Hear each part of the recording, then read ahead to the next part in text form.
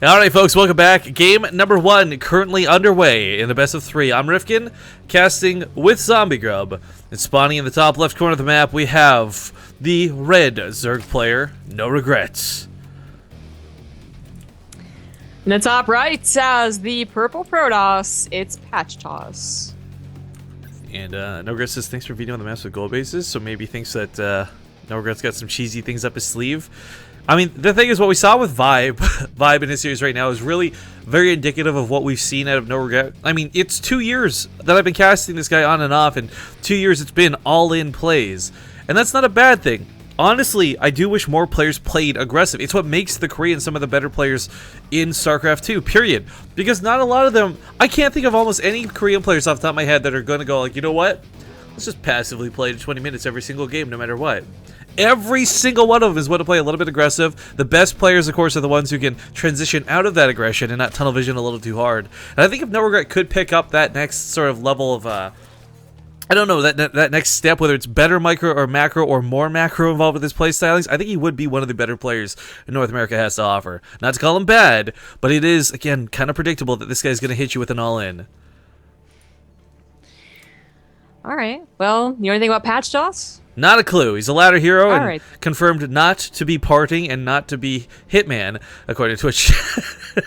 That's all we know about him. Good. Very good, Ben. That's all we need to know. Well, we do know that he got very far in the last qualifiers, brought it up briefly, and that he did just drop out mysteriously before he was like on the qualifying round. Yeah, completely disqualified. Not like he lost 0-2 or something. So I guess maybe a real life thing came into effect, or I don't know. But hopefully this time around, if he continues his run through the brackets, he doesn't kind of force himself out. Oh, there it is. It wasn't him, though. It was just a guy named Patch Protoss that was on Reddit. So maybe I'm getting confused. Oh. Oh, well. Womp womp. Anyways, we do have a Forged Fast expand for PatchToss, but not going... I mean, you think of the name with PatchToss, just being cheese on cheese on cheese, but I guess that's not necessarily what PatchToss means. Oh, so we're curious about that match with Stardust, by the way. He got 0-2'd by his first game today. War Chief, or whatever his name is, I guess a Terran. That's... wow. Oh, okay, that was his first match. All right. This blows my mind, because Stardust, he was a player we kind of made jokes about, like, okay, he'll get through the qualifiers, but he'll, like, lose in the finals or something, right? 2 qualifiers in, and he doesn't even make the top, like, the round of 8. It is weird. I mean, the games against Jungle Boy were surprising, but it was more like a heroic US victory, or well, NA victory, sorry. Than it was like, oh, Stardust was just playing bad. But to actually see him go down against another guy that we don't even know anything at all. Actually, it's just either his PvT is just truly horrible. That's his one weakness, or I don't know. Maybe he's just lost the skill to win tournaments. You know, because the skill to win games and to win tournaments and qualifiers is sometimes different. You know, best of 1, best of 3s, whatever. I don't know. At least he has 2 more qualifiers to do it, though. We do have a Dancing Overlord, by the way, and a Cannon Rush. Yeah, and it's a little bit sad that NoRegret's taking the time to screw around with the Overlord, because if that was actually over here instead, or the third one, or the second one was, he'd see this Cannon Rush coming. Now, it's funny to do this so late, because a lot of times you just expect the Lings to clean you up, but there's no Overlord here. There's no way to see this. Zerg buildings are blind, and even if the Lings come now, even if he realizes this is here now, and cancels this, PatchToss can still cancel both of his cannons as well. Oh, cancel. That was a nice reaction, I guess. Immediately scouts and cancels. It's probably better than trying to defend it. Oh, interesting. I guess this is going to be kind of a hard location to clean up, and leaving 1 up's not too bad. Yeah, and you know that there's no other location they're gonna... Oh, never mind. Okay, I was gonna say, I wouldn't take the base that goes closer to my opponent, especially when it is this freaking close. Right, and the reason this doesn't work out well is because of these close distances between the bases. You can actually just sit a Colossus here and fry that mineral line alive. Maybe he'll be the aggressive person, though. You know, maybe he'll use that third base as more of a jumping off point for his own all-in. Or maybe not, he's still droning in Evo chambers. And speaking of all-ins, it's PatchToss that is indeed going to be aggressive. So this third base being so close to him, he's so easy to just, you know, grab it, tag it, and then go on to the natural base. It's going to make it, I mean, it's going to be pretty terrible. Well, another thing, too, is you can put your pylon here and warp in on the other side of the ramp. You don't even have to put a pylon right up in the base or anything like that. And let's not forget, he's got a secure warp in location down here thanks to that cannon.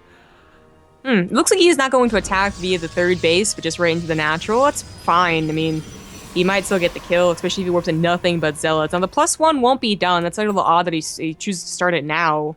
I guess it'll be done if he can macro out of this, if he does enough damage. But anyways, as long as it's a lot of Zealots, then these Lings, they're bare right now. They're not going to do so well against them. I don't know. I think they're more like dogs than bears, to be honest with you. Is that logo a bear or a cat? Oh, where's he on? I miss him. Alright, so the Zealots do save the pylon. I'm not sure where the focus of the attack is going to be. He might go for the natural. He might actually just go for the third. But the thing is, he's going to have to deal with these Lings first.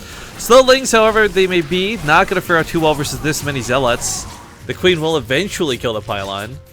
But if he has to fight down here, he can also fight in that little nook. So more Queens being brought to the front line. NoRegret not underestimating how big of a deal this is. And truth be told, PatchToss might just want to recall out of here. No, goes for the time warp instead. Wow. This isn't going to work. It looks like it was expected for too long that he got, additional queens. He got a spine crawler. He found the proxy pylon as it went up. I mean, this could have been kept maybe a little more secret, or maybe it's just always going to be obvious because PatchToss is PatchToss. Gonna go down. Apparently, they know each other. Yeah, it's NoRegret when he joined the lobby, it said like, PatchToss has been looking at my replays, he's trying to metagame me, this, that, and the other. So maybe he was ready for this, but man, the dedication of that was just, I think if he had just recalled those Zealots, could have kept him alive for a better attack later on. Now there are some force fields this time, and maybe he can start using some of these ramps to his advantage, but at the end of the day, he never shut down this third. NoRegret's still sitting on a pretty healthy worker count. He's been forced to make a lot of Lings, but his +1 finishes up soon. Now, the +1 of PatchToss is going to be a little bit better, because it means he will 2-shot these Lings instead of 3-shot them, and the Lings still take all those extra hits that kill the Zealots. So while the +1's really nice for them, it's not as devastating as the Zealots. Yeah. If PatchToss loses this game, I'm really going to think he's going to regret not going to that third base. Because the thing about the third base is that the creep turret wasn't that far out. The queens would have taken a while to get there. You would have gotten a nice little position in between the hatchery and the mineral line that you probably still would have been able to kill the hatchery, even if your Zealots ended up dying. Now it really is just going into a huge concave with everything you got against a lot of queens that now have transfuses.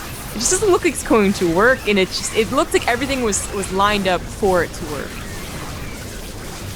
Well, those actually Zealots did dice and slice right through those Lings, didn't they? But we have 11 roaches on the way, so I think he held long enough to still hold on. It kind of went as expected, I think. Like, that +1 weapons for the Zealots was so good, and we were wondering why he started it. Now we know. Wasn't timed out for that first attack, but it timed out eventually. Queens are getting shredded, and while the roaches are on the way, there's still more force fields behind this. Not many, but there's still a couple, so you can hold them in place. Stalker's in play now as well. Sentry count is kind of high, but he's starting to get surrounded by the roaches and gonna start picking these off 1 or 2 at a time. Might still be, but it's still very, very close. And Overload's gonna go down, not quite supply blocking, NoRegret, but is the production there? 6 more roaches are on the way, but PatchToss, is his production still good enough? GG. Looks like it is, dang. PatchToss takes the first game. Now, a pretty interesting question, and this is relevant to today. Chillnan in